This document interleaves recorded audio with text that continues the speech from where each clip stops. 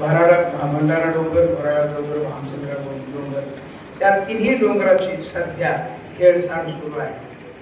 Government कडून, त्यानंतर मुरुम खडी माफिया पुढारी यांच्याकडून त्याचे उद्ध्वस्तकरण सुरू आहे. अर्थात हे उद्ध्वस्तकरण होऊ नये याच्याकरता हरिभक्त परायण मधुसूदन पाटील हे प्रयत्न करतायत. त्यांची समिती आहे तपोभूमी डोंगर बचाव अशा प्रकारची समिती. त्यामध्ये मराठा महासंघ आता त्यांच्या सहकार्याला उतरलेला आहे आणि येत्या 10 मार्च पासून आझाद मैदानावर भव्य मोर्चा आणि उपोषण असं ठिय्या आंदोलन असं करायचं ठरलेलं आहे. त्याच्यामध्ये मी पण स्वतः आहे.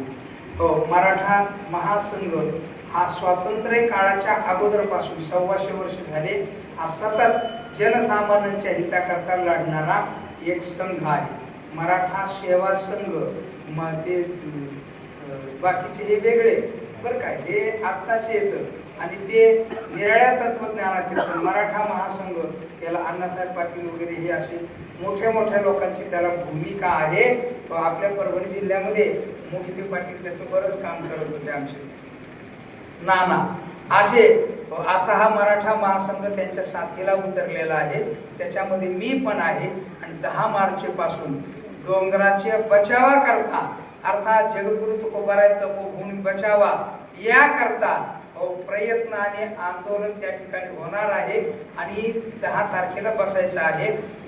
आष्टेकर आप्पा जेवढा खर्च होईल जेवणाचा तेवढा करणार आहे. आष्टेकर आप्पा म्हणजे पुण्याला आष्टेकर ज्वेलर्स आहे ना, ते आप्पा म्हटले जेवढा खर्च होईल जेवणाचा वार करील. 2000, 4000, 5000, 10000 सगळ्याचा खर्च मी करील. अशा पद्धतीचा महान दाता आणि वारकरी संप्रदायाच्या अंगाचा माणूस त्या ठिकाणी उपस्थित राहणार आहे आमचे बबुराव शेंडगे साहेब. त्यानंतर हरिभक्त परायण मधुसूदन महाराज पाटील आणि असं असंख्य असे अर्थात ज्ञानोबा संस्थांचा सुद्धा पाठिंबा आहे. आणि गव्हर्नमेंट समूह बचाव अशा प्रकारचा आणि त्या तपोभूमी प्रदक्षिणेला योग्य उपलब्ध व्हाव्यात याच्याकरता प्रयत्नरत अशा प्रकारचं ते होणार आहे. ज्यांना कोणाला येता येईल 10 मार्चला त्यांनी मुंबई आझाद मैदानाला यायचं. मी आहेच आहे. निदान 10 तारखेला तरी आहे. 11ला मी बाहेर जाऊन परत येणार आहे, पण 10ला आहे.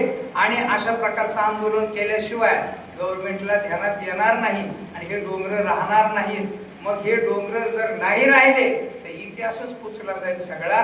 त्याकरता आपलं सगळ्यांचं मत, आपलं सगळ्यांची ताकद, आपल्या सगळ्यांची इच्छा ते बचावा व्हावा अशा प्रकारची आहे. आणि त्याकरता आपण दिनांक 10ला मुंबईला येण्याचा प्रयत्न करता. नाही आलात ना तरी निदान बीजेला गेल्यानंतर तुम्ही किंवा बीजेनंतर गेल्यानंतर त्या डोंगराचे पाणी करा, कसं खिळखिळ करायचं चालवलंय ते संरक्षित केलं. पण तरी सुद्धा अजून चालू आहे. त्याकरता आपण या कामी आपला उपयोग होऊ द्या अशी प्रार्थना करतो आणि माझ्या या शब्दाला विराम देतो.